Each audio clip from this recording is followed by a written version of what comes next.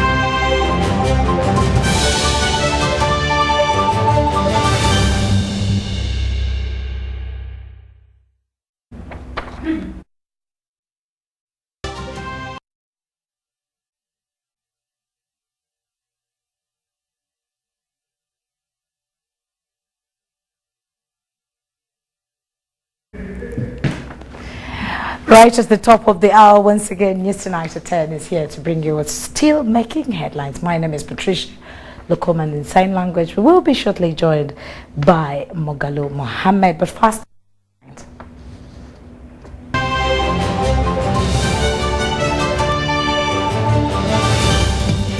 Museveni asks COMESA to tackle Africa's underproduction. Anti-corruption unit nets doctors soliciting bribes. Politicians want refugee policy overhauled. And in sports, Ugandans in the UK host she cranes to a sumptuous dinner.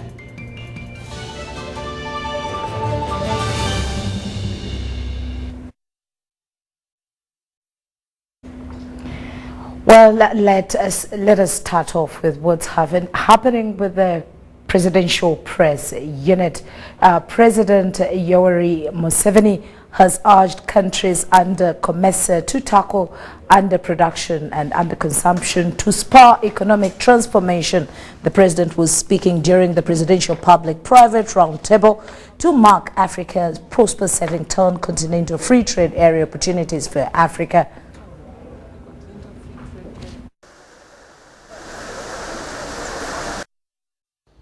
The president was speaking during the presidential public-private roundtable on what stimuli are available to make Africa prosper and setting the tone of the continental free trade area opportunities for Africa, the future of COMESA and other organizations. This was shortly after President Uhuru Kenyatta officially opened the Source 21 COMESA International Trade Fair and high-level business summit currently taking place at the Kenyatta International Conference Center in Nairobi.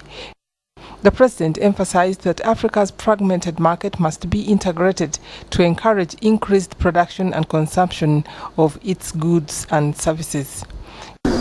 We measure economies by GDP.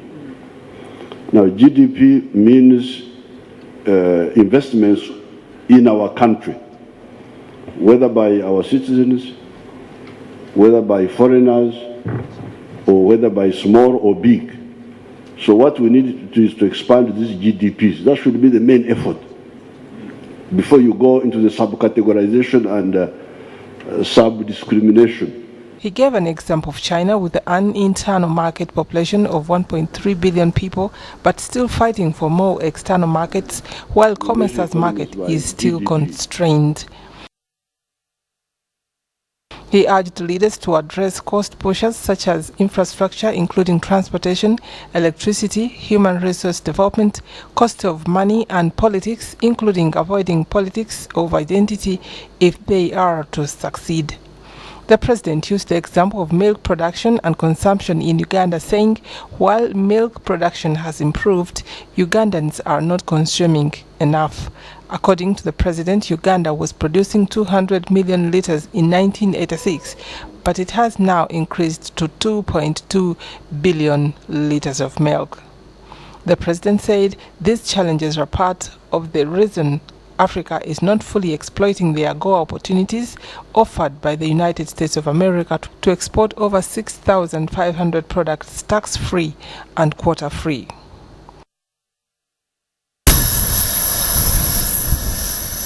President Museveni later returned home and was received on arrival at Entebbe International Airport by the head of civil service, Mr. John Mitala, Commander of Air Force, Major General James Lutaya, Assistant Inspector General of Police, Andrew Solowen, and Acting Director of Human Rights in the Uganda Prison Service, David Ahimbisibwe.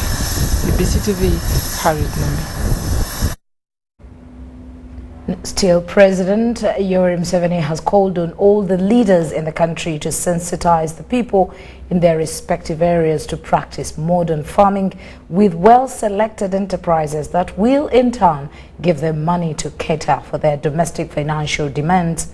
The president was speaking at Lugogo cricket grounds in Kampala to the leaders from districts including Greater Luwero, Greater Mpigi and Greater Mukono, Buyikwe, Butambala, Buvuma, Gomba, Kayunga, Luwero, Mpigi, Mukono, Nakaseke and Nakasongola.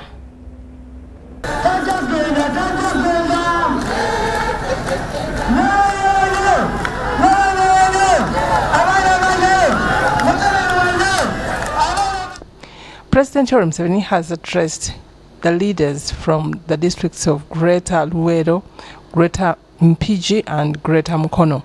These include Buyikwe, Butambala, Buvuma, Gomba, Kayunga, Luwero, Mpigi, Mukono, Nakaseke and Nakasongola at Lugogo cricket grounds in Kampala.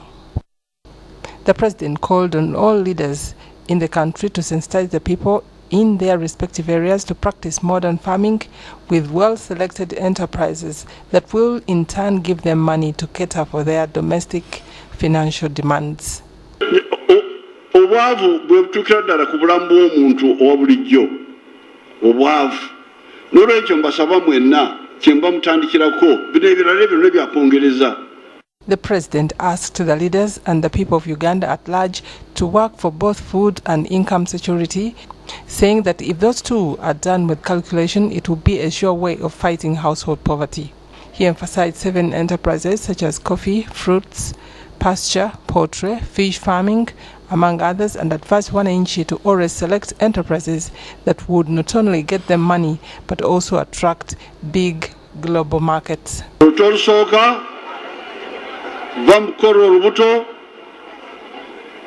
okoro olubuto lwoka okoro olubuto na sente oluto lwokubiri kozesa ekibalo. He urged the farmers to explore fish farming, adding that government will support them in putting up fish ponds, especially in the peripheral areas of water bodies. He said some enterprises such as cotton, maize, tobacco and sugarcane should only be undertaken on big scale for the people to realize financial benefits. The ones from which you can make money on a big scale are like sugarcane. Ebintu byosobola okufuna mu ssente ng'olimye wanene nnyo biringa ebikajjo, cotton, pamba, tobacco, taba, even tea, n'amajani. The leaders from all the districts of Greater Luwero, Greater Mpigi and Greater Mukono presented their memoranda to have President Yoweri Museveni as their sole candidate come 2021 general elections and beyond. BBC TV, Harriet Nambi. Now, in the fight against corruption, police has arrested 2 doctors from Malago Hospital and 1 nurse from Kawempe Hospital for allegedly soliciting bribes from patients. State House Anti-Corruption Unit headed by Lieutenant Colonel Edith Nakalema headed the operation in which Dr. Dixon Talema, Vincent Senoga and Agnes Nakawanga were arrested respectively. 3 suspects that include Dr. Dickson Talimwa, an intern doctor at Uganda Heart Institute, Dr. Vincent Senoga, a cardiologist at Mulago Hospital, and Agnes Nakwanga, a nurse at Kawempe Hospital, have been arrested for allegedly soliciting bribes from patients. According to police, the suspects were nabbed with some money in envelopes, 100,000 and 40,000 respectively. Of course, as patients to these people, and they received the money that was given to them with evidence. Video footage is there when they are receiving this money, and it is enough evidence to see these people prosecuted. And of course, we have also recorded, we are going to subject them to an identification parade, whereby suspects, complainants who allege the money was gotten from them will identify them among the many people, and their statements will be recorded so that they are prosecuted in courts of law. The State House Anti-Corruption Unit, headed by Lieutenant Colonel Edith Nakalema, led the operation with aid from the Office of the Resident City Commissioner, Kawempe Division. The Deputy RCC Kawempe Division, Deborah Nabukenya, confirms that several complaints were received from the public. I've been receiving so many complaints, personal complaints, people coming to our offices to complain about how they have been treated in these various hospitals, others being asked for money where they shouldn't actually pay. And the same people, or actually other people, also have been calling the toll-free lines of anti-corruption units of State House. So together, that's how we came up. And we realized this is a growing problem, and it's unfortunate that our people, the public, had started to feel it's okay to give out money to get services which are actually supposed to be free. Mulago Hospital Administration concedes that such complaints have been received internally. And it's the institutional policy that anyone who is charged or where the money is asked for should report to administration, but at the same time, if they can report State House, to police, or arms of government, because the government is one and we all work together. In this hospital, we have, as you know, it's a public hospital. Services are generally free of charge. I'm using word generally free of charge because there are a few services that we charge for. But even where we charge for those services, especially in X-ray and in other places, which we call private wing, we insist that every client must get a receipt. So if they ask money from anyone and no receipt is issued, then that is extortion, and that case should be reported to police. The suspects have been taken to Central Police Station in Kampala for further investigation before their files are forwarded to the Directorate of Public Prosecution, DPP. Adiana Kote, UBC. Now, politicians and policy analysts have flexed intellectual muscles over Uganda's open-door refugee policy, saying it benefits mainly refugees to the disadvantaged of host communities.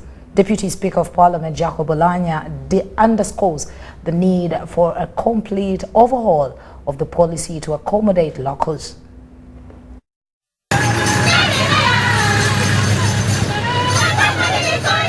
When Uganda declared an open-door policy for refugees, the country received praises from all corners of the globe for being generous and hospitable. Little did policy analysts know that this would attract challenges related to influx of refugees in any locality, including acts of gender-based violence. At one point in Adjumani, of course, some men left their homes and entered into the camps where the communities are settled. And after producing children, now men are also running away from the camps. They want to go back to their homes. And you see the challenge of hosting the refugees. An October 2018 study indicates that the current policy and legal framework does not stipulate the role of local governments in refugee host communities. Yet, this is happening in the wake of the surging influx of refugees, who are mainly received at local government level. The study was conducted by Center for Policy Analysts under the overseership of Ms. John Asimwe. Local governments are making their budgets based on the 2014 census, and yet We have integrated our health sector, education sector, so the constraint on social service delivery, including water, was very visible. Competition for social services was evident in Hoima district, near Changwali refugee settlement, with education being one of the most sought after service. A situation Deputy Speaker of Parliament blames on the open door refugee policy. As a country, we are very popular, but our people, many of them are suffering. Those host communities are not living their usual life, the life they used to live. The question is, who is not doing their job? And we made a number of recommendations, and one of them was expedition of the refugee policy consideration by cabinet, because we believe right now we're operating on assumption that yes, it's an open door policy, but we don't have what to really go back and refer to it. Jacob Olanya wants a complete overhaul of the entire refugee policy. There should be a system that recognizes that refugees are refugees and should be treated as such. And the responsibility of the host communities, host countries, to deal with UNHCR. But is that really the problem, or better still, could it be the solution? This is the question other politicians and policy analysts posed and answered. Include the host community, include the host local governments, let them sign memorandum of understanding with the NGOs and with even the central government, because the land doesn't belong to the central government. Then these people are not running away. It's not like the French running away and going to Russia. These are similar people. These are the same people. They speak the same language. They share virtually everything, and some of their relatives are across borders. Now, that is the genesis of the refugee open policy in Uganda. The Refugee Management Symposium held in Kampala was a product of a fact-finding study on the impact of refugee influx to social service delivery. The study was conducted in the refugee host communities of Hoima, Lamuo, Moyo and Yumbe. The symposium was held under the theme, Exploring Holistic Refugee Approaches that Benefit All. Henry Okurut, UBC. Now, local and smallholder farmers need to form cooperatives and learn to put resources together to be able to adopt to mechanized agriculture, which is an expensive venture. While commissioning a Asili farm in Kigumba, owned by Agile's partners American Enterprises, the U.S. ambassador to Uganda, Deborah Malak, said foreign investment can be encouraged by the optimism in Ugandans to grow their businesses.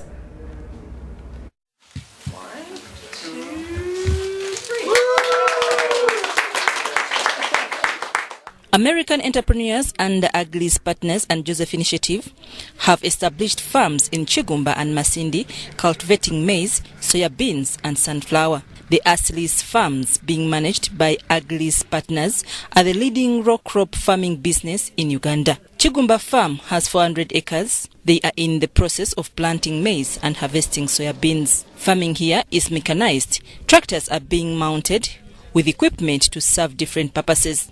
During her tour on the farm, the U.S. ambassador to Uganda, Deborah Malak, witnessed a planting and manure machine being operated by a lady. But how is this technology possible for smallholder farmers, given the challenge of lack of access to credit? Well, I think there are a lot of different ways you can do it. I mean, what they do at Agilis is one model, but there are ways through cooperative organizations, pooling together resources so that there's machinery available for hire for farmers who may not have enough land to have their own tractor, but have access to one. So I think there are ways to solve those problems, and we know how that can happen. There are different schemes that work. I would say stop giving away free things and figuring out what actually works and give people access to the tools that they need, getting technology for new seed varieties out of labs and into farmers' hands, doing wide-scale education on the types of work that need to have, the types of things you need to do to improve your yields whether you're a smallholder farmer or a larger holder farmer. These things are all critical. The farmer targets to plant 25 kilograms of seed per hectare with this type of machine. The farm also has a sprayer used for fertilizer, pesticide and herbicide application. Local farmers have a challenge of poor post-harvesting practices, hence poor quality products. Products from this farm are free from aflatoxins, and they have extended this knowledge to local farmers who have learned that there is value in their extra effort. Before even going to test your products with the aflatoxin kit, aflatoxins come as a result of highly rotten products, highly molded products, and discolored products. So you just harvest your crops at the right time, dry them well, and store them well. You'll never get aflatoxins beyond 10 parts per billion. U.S. government supports activities of such farms through the Feed the Future program. The processing facility in Masindi at 20 tons of grain per hour capacity was donated by the American people through SAID. U.S. business operating in Uganda comes with a lot of expertise. However, to further improve the agricultural sector, government needs to rationalize some of its agricultural policies. Enforce the policies they already have. They have a number of good policies that have been developed and implemented over the years, but in many instances they simply ignore them, and they've set up a parallel agricultural system, if you will, with Operation Wealth Creation. The Ministry of Agriculture has very little resourcing. Somehow we have to rationalize this and make some better decisions about what's possible, because you can see with a little bit of effort, a little bit of applied resources, a little bit of know-how and determination, you can actually see that agricultural development and that increase in agricultural productivity happening before your eyes. Aglis Partners, which started business in 2013, employs more than 450 Ugandans. I'm Navka Farida, reporting in Non-adoption to sustainable energy practices has been attributed to low levels of awareness through information dissemination. The Ministry of Energy and Mineral Development, in partnership with Eskom Uganda Limited and USAID Power Africa, is to hold the 5th edition of the Sustainable Energy Campaign. This campaign is meant to encourage people to connect to electricity, promote use of energy-saving technologies to reduce costs, adoption to renewable energy and efficient technologies. While flagging off vehicles to start the road drives in Hoima, one of the activities of the campaign, State Minister for Energy Engineer Simon Dujanga said, through the last editions, the awareness about energy-saving appliances has gone up, with our principal goal to help Uganda increase access to sustainable energy.